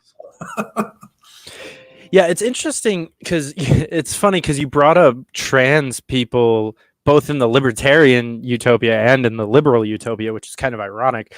But like, that's one that I can really speak to myself, because I would have considered myself a transphobe. Kind of like, I would have never have actually identified as that because it's a stupid term. But I was definitely weirded out by the concept. I didn't understand it. I didn't like the idea of like someone who looks like a woman but has a penis, and like that just like fucked with my brain for a few years, and it became popular like as I was kind of entering the dating world. So it was definitely like that weird like fear. So transphobia, I think, is an accurate term, really, because it's a fear. It's a confusion and a misunderstanding that leads to a fear of like making out with somebody at a bar and then taking them home, like, from the Afro Man song. It's like, then she whipped out a dick that was bigger than mine. It's like Sheila was a man. But then like last year, I actually was talking to a trans girl pretty seriously and pretty consistently, post-op. So that whole whipping out a dick thing isn't a possibility, but like I've met a lot more trans people, and like this girl was awesome, and I really like her liked her. And there's the personal growth there that I think is all that's really necessary for the world. Is it's an understanding. It's not a change of mindset to be that person or to advocate for that, but it's just an understanding. It is figuring out that other people have different ways of life, and that you can talk to them about it openly and figure it out. And that's, I think, the other thing that wokeism is destroying, is because if you question transgenders, you're a transphobe, right? And you're a bigot, and you're terrible. Where these conversations need to happen, in my opinion. Like, if you want people to not be transphobic, you need to allow them to ask questions and then answer them, and then they'll understand a little bit better and they won't be as transphobic. Like, that's how it works. If you've got some racist dude from Kentucky that's literally never met a black person, and all they know about black people is like LL Cool J and Ice-T, they're gonna have some weird fucking opinions of black people, and they're not gonna be generous, and they're not gonna be nice, and they will be bigoted and racist.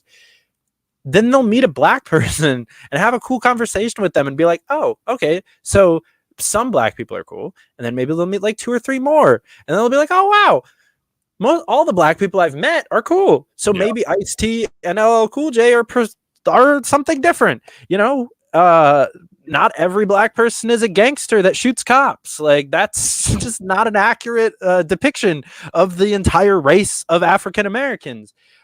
So it's just communication, and it's understanding, and it's mixing ideologies. And the idea that, like, if you have one of these ignorant beliefs, that means that you're hateful, is just a terrible way to look at it, because ignorance is not hate. It's ignorance. And ignorance is a lot easier to solve than hate. Yeah. When you turn it into hate, they turn it into hate. And now it's actual hate. Like now people are actually hating trans people because of woke culture. Yeah. I mean, it's, I talked with Phil Labonte about this. Mm. Once you otherize people, once you collectivize people, it makes it easier to hate them. If you're not looking at each person as an individual with their own struggles, their own story, their own perspectives, then you're automatically attributing the worst thing you know about a collective to whoever this person is. You know, like the worst thing you've ever heard about atheists, you're going to ascribe to some atheist that you meet until you meet him and you listen to him talk and you realize, oh, wow, okay, this guy's not that bad. Or black person, transgender, whatever, like name the collective. The Mises Caucus, they're actually all racist. Basically. I'm joking, people in the comment section. Yeah, take it easy, guys. You know what's funny though? There are like, so as you know, like I've become friendly with a lot of like higher up people in the Mises Caucus, and I really think they're pretty cool. There are still a ton of autistic members who make posts on Twitter who are, I'm just like, guys, holy shit. Like, let's use a little bit of nuance here. And they live in their own world where they're just talking about the cathedral and different colored pills all the time. And it's just like, guys, I know what you're talking about and I agree with a lot of it, but you're talking like a bunch of fucking Star Trek nerds, and your whole purpose is to take over this party and make it a viable force. If you want to make it a viable force, you got to talk in English to people who are going to fucking understand. Because if you say cathedral, they're thinking an 800-year-old church in France. And then if you start talking about the pills, first of all, when you say red pilled and blue pilled, they think you're talking liberal or conservative. And you're also talking about a movie that's 20 years old, so it is funny. Like there are still a lot of autistic Mises Caucus members, especially the Twitter ones, who are just fucking retarded. And, you aren't really any better than the Lolberts when you're at that level. Like you're just as dumb and you're just as narrow-minded, and you got to expand your horizons. Like I would, if you guys should watch your own hero more. Like watch Dave Smith more. He has a lot more fucking nuance than any of you guys do. Listen to him talk, listen to Scott Horton, listen to these guys who you're always telling us to listen to, and maybe you'll start sounding more intelligent. Right. It's funny you bring up Star Trek nerds, because I bet there's a pretty large crossover between the Mises Caucus and the Star Trek Caucus. Is there a Star Trek caucus? There is both a Star Trek and a Star Wars caucus. I'm a member of the Star Wars caucus because Star Wars is better than Star Trek. Man, I still haven't joined any caucuses. I think it's going to stay that way. But how many are there anyway? Do you have a number? Oh, there's so many. So there was a trend in mid 2019, I want to say, is when it started. Might have been early 2020, where people just made fucking caucuses all day long. To the point where there is a group on Facebook that I am a part of. I'm in this Facebook group, which is called Help, I'm in Too Many Caucus Facebook groups. Oh my God. Because there's a Star Wars caucus, there's a music caucus, there's a strippers caucus, I think. There's a cocaine and strippers caucus, I believe. There's all of these things, there's 5 real caucuses. I'd consider the Waffle House caucus to be the line between the real ones and the fake ones, because they actually do some real shit, but they're a lols caucus in general. Yeah. Sorry, Spike, you're a lolbert in this pit of the conversation. Well, I'll get to some of the comments here. We got quite a few. We'll see what we got here. All right. On point with the cancel culture thing. I don't know which part, because we went through Where you get I think that I saw that one come in, and that was where you were talking about how important it is. oh, okay. How it like if you have no government, it's kind of like so if you don't have a civil rights act that's keeping a guy from having a store that says no blacks, over the door, you don't go to that store and you put him out of business. So that's cancel culture. That's what you would do. And we're for those of you who have jumped on since, we're talking about the difference between like good cancel culture and woke bullshit cancel culture. And how this new like woke bullshit cancel culture is just shutting down any opinion that's not in 100% alignment with you and not giving anyone who disagrees with you a platform to speak. And that's kind of the negative side. Let's see. Wasn't Tulsi speaking of the cancel culture? Quite consistently. And she's talking about the woke bullshit cancel culture. I think Tulsi would probably not go to a store that had a sign that said no blacks over it if that were legal. I'd imagine. Can we just talk real quick about how much better of a world we would live in if people actually put that above their door instead of just like having it in the back of their head? Yes, if you think that there aren't businesses in America where blacks aren't allowed, you're lying to yourself. Like, if you've ever been into like a redneck biker bar, you know that is like there are not black people there, and there's a reason there aren't black people there, and they're not really welcome there. But it would be so much better of a society if it just fucking said it on the door, like whites only biker bar. Boy, you want to talk about clips that are going to be taken out of context? Like this is going to haunt you for whatever office you run for next. What a better world it would be if we were allowed to put signs up that said no blacks. That is going to haunt you, my man. I mean, I feel like the last episode, cheering on school buses crashing and Nazi uniforms, might haunt me a little bit more. We'll see. Yeah, they're gonna watch these Reed and David episodes, and they're gonna put together the perfect string of clips, and you're going down. But yeah, no, I agree. I mean, if that were legal, to me, that would just be like a free sign saying like, "Don't come to this store." And I think it would like anyone who would be dumb enough to put that up now, they'd go out of business pretty fast. Probably. I mean, yeah. But government mandates make racism go away, don't you know? I feel like cancel culture is just basic domination, submission, and really has nothing to do with actual content. I've thought that in the liberty movement. Like there are some people who are just like trying to get people canceled, and there doesn't really seem to be any incentive behind it other than power. Just because you can deplatform someone or you can knock someone a few pegs, it doesn't seem to have any.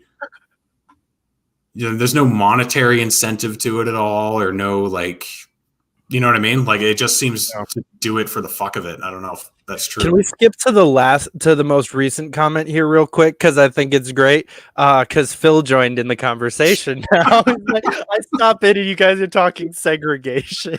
Oh God. Hi, Phil. You came in on the Phil. I recommend you go watch episode 80 after you're done with this, and just get the full picture on how demented we are. I still want you on my show though, so maybe don't. Yeah. Oh man. Let's see. I'm not a gun guy, but we deserve the Second Amendment. Also, violence and murder is wrong. You as a human being having to make that conscious choice. Yeah. So that's what Eric Jackman thinks. He hates guns, but he supports the right of everyone to own guns. I hate heroin.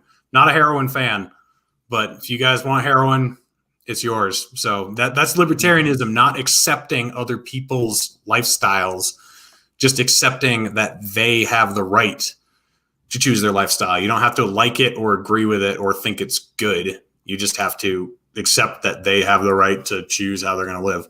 Mm-hmm. I wanted to bring this up when we were on that topic. How would you feel if cancel culture canceled guns? I would fight it. Like I mean, it Do you could think it's happen. possible though for like Eric Jackman's mentality to win over and it'd be like guns are stupid and we shouldn't have them, but the like separate from the government, we're not doing that shit, but he's just spreading his ideology and teaching people about how dangerous and evil guns are. Again, like that, I don't believe that, obviously, but it would be a very interesting world if we got to that pure libertarian society with cancel culture as our government, and then that canceled guns. It's kind of possible.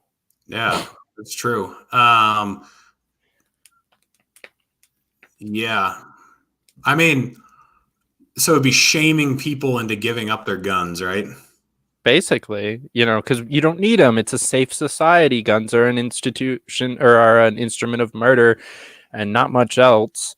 So as long as they're not like advocating the government forcibly taking my guns, if they want to, I mean, yeah, I mean, if I would respect you more if that's your route of like trying to cancel guns than advocating for the state to remove them somehow. Like, if that's what March for Our Lives were doing, I would have zero problems with them. But that's not what they're doing. They're trying to pass laws to restrict people from being allowed to own guns. If you think guns suck and you're like you've been a student in a shooting incident or whatever, like, yeah, if you were out there saying like, guys, give up your guns, please, like we shouldn't have them. I don't know. Like, I would respect you. If you're trying to force it on everyone else through government mandate, it's just different. You know what I mean? Yeah, for sure. Awful take on Star Trek. Deal with it. Yeah. I haven't actually seen Star Trek. I have seen Star Wars, but I haven't seen the new or the old Star Trek. Sorry to admit that to everyone watching. What were you going to say something? Or? No, go ahead. So that's my only response to that. Deal with it. Star Wars is better. Right. And Dave and Scott speak of the cathedral. So what are you talking about?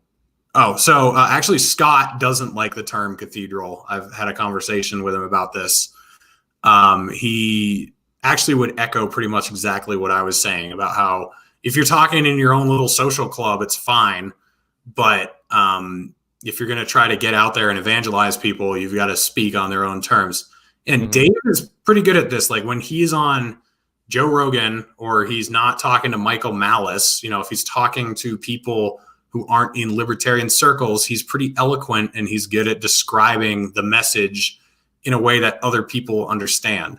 And my criticism of a lot of the autistic Mises Caucus members who are on Twitter, and I realize Twitter isn't always representative of real life, but they do it everywhere. Everywhere I see them commenting online, anywhere, they're just like in their little clique, and it's like they're in a little nerd club. So that's what I was really getting to. Like, if you guys are just in your own little Mises circle talking about pills and the cathedral, like, cool, whatever.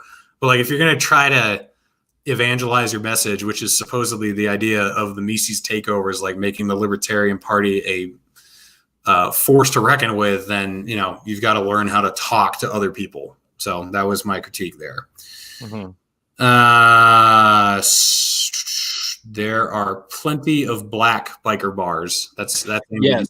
Actually, yeah, I saw that one come in, and I'll respond to that one because I agree, and I've been to them, and I've been to a few, and those bars could very realistically also have a no whites allowed sign because I was not welcome in that bar. I've been into black biker bars that were cool, but I've been into black biker bars that like the entire conversation stopped. Like the entire fucking bar went dead silent the second I walked in.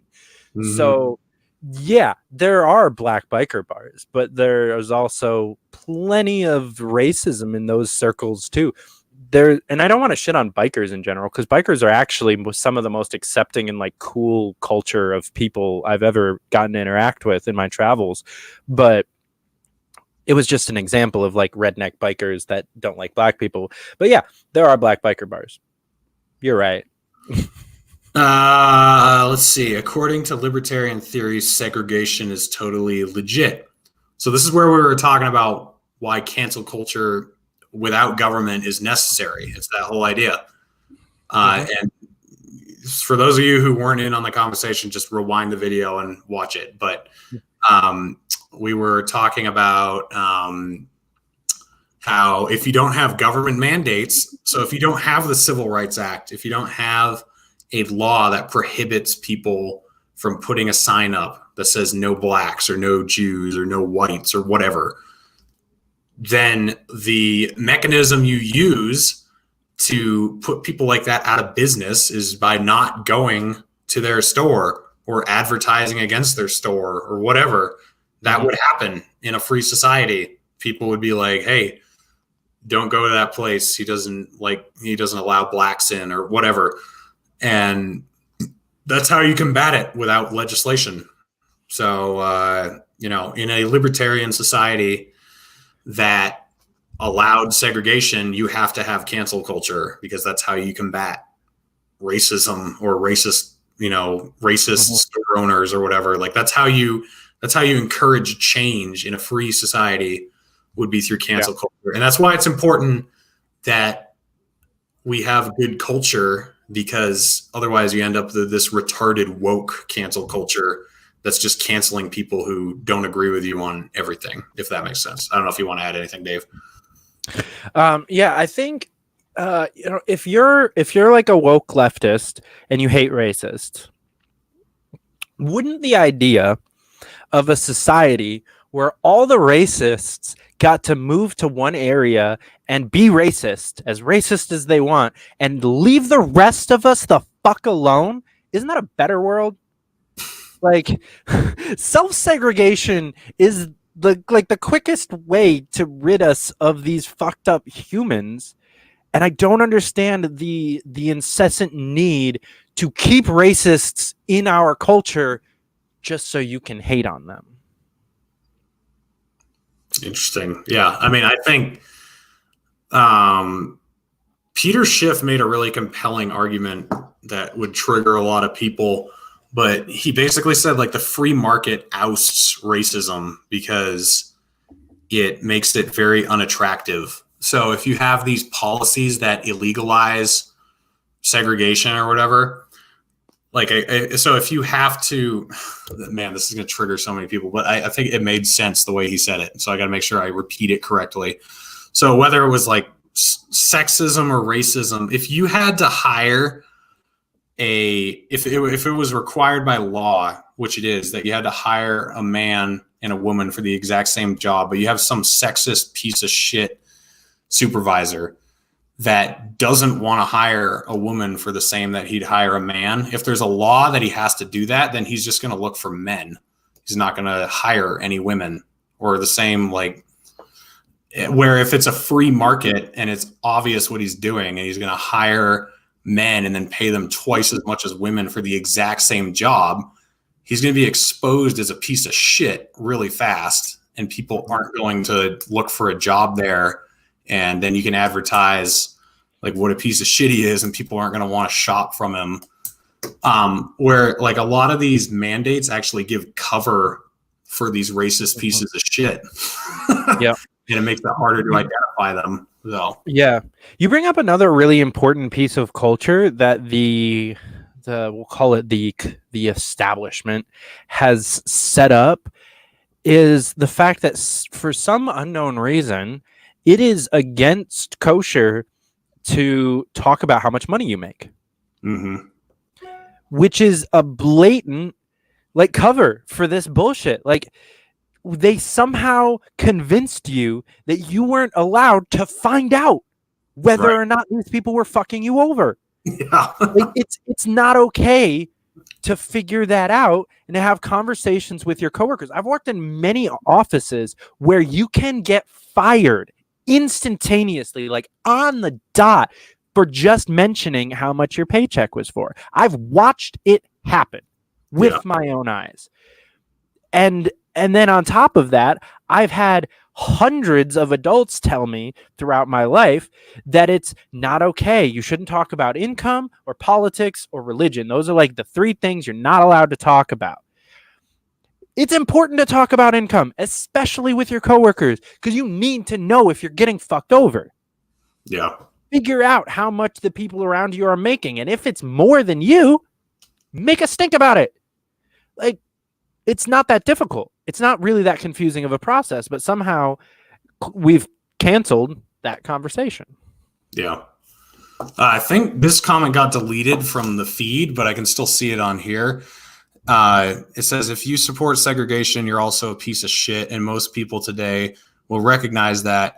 And if you run a business, your business wouldn't last long for being a piece of shit. I don't know why that got removed. It's not on my phone, but it's still showing up on my computer.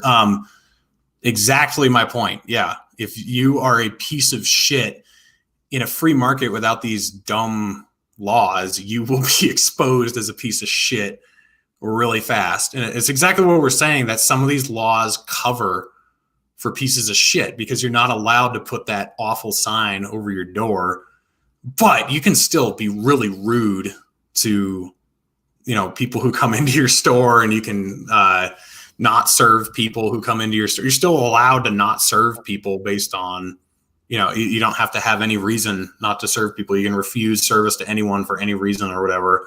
Mm-hmm. And unless you're a bakery, apparently. But, there are there are laws that make it easier for you to be a schmuck and fly under the radar, where some of these idiots would just expose themselves if they didn't have that law that's really kind of protecting them, not really protecting their consumer. Yeah. I used to work for an extremely racist individual.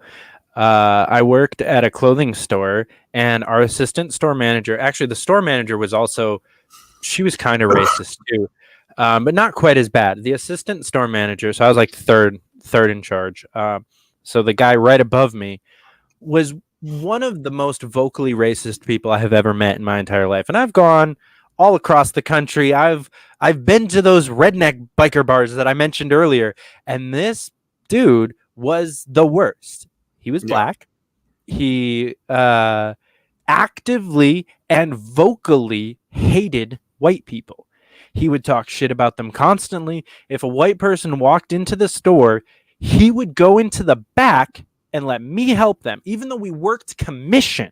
Like, we were competing for commission, and he would still go fix something in the back because somebody that looked like a douchey white guy had walked into the store. Somebody that looked fucking exactly like me would walk into the store, and he would just not help them, not talk to them. And if he did talk to them, he would be such an asshole the entire fucking time, try to dress him in the most retarded looking outfits, because, white people and black people look good in different colors and patterns and stuff. Like, that's just a thing. Like, black people look better in salmon and pink than I do. Like, that's just an objective fact.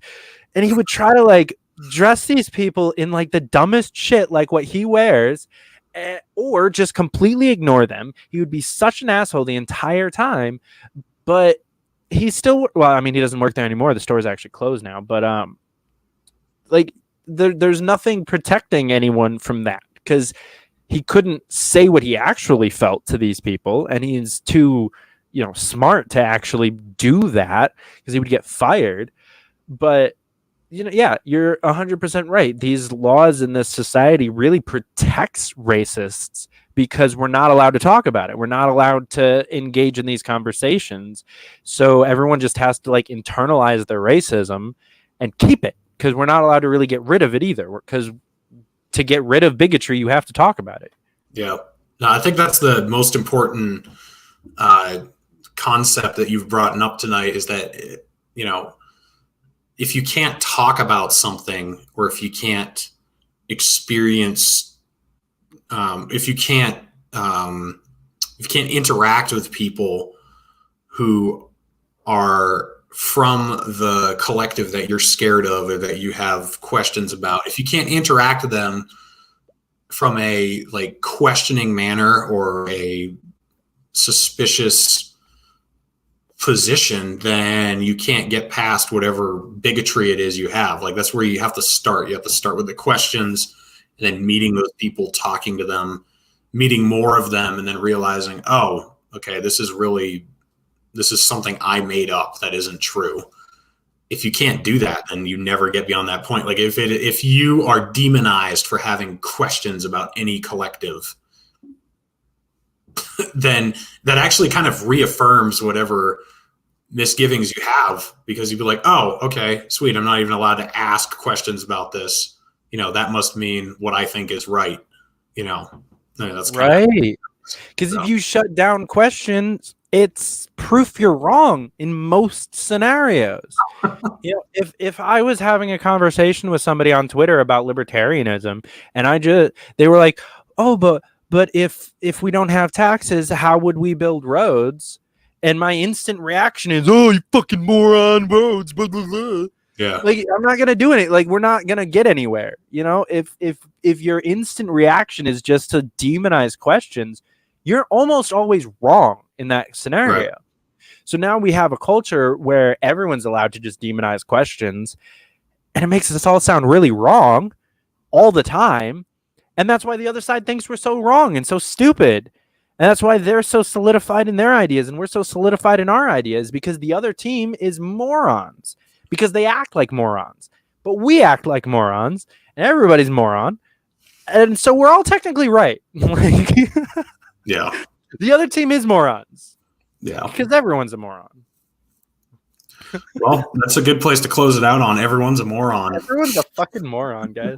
And don't shut down questions. Like, don't shut down the controversial questions are the most important ones to talk about, because those are the ideologies that you radicalize if you shut those people out and call them, like, if you want like a generation of Nazis, then cancel people who have questions.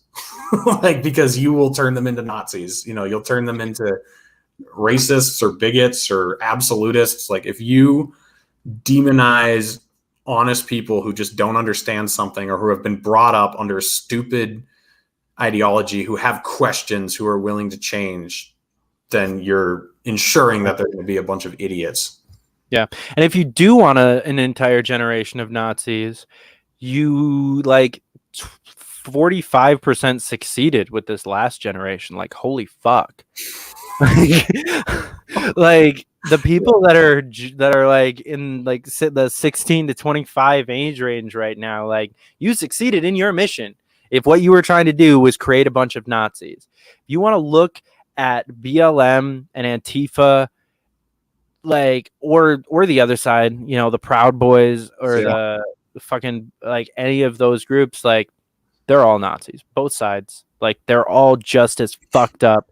They're like, Antifa and BLM are like two of the most racist organizations to have ever existed. Like, BLM rivals the KKK in its racism and destroys the Proud Boys. If you want to compare those two organizations, like, the Proud Boys have a Hispanic black leader. Mm-hmm. They're clearly not as like hardline racist. Is there a white person anywhere in the fucking organizational structure of BLM? No. Mm-hmm.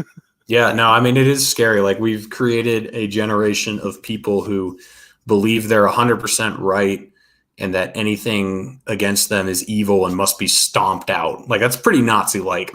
That's pretty similar. So, yep.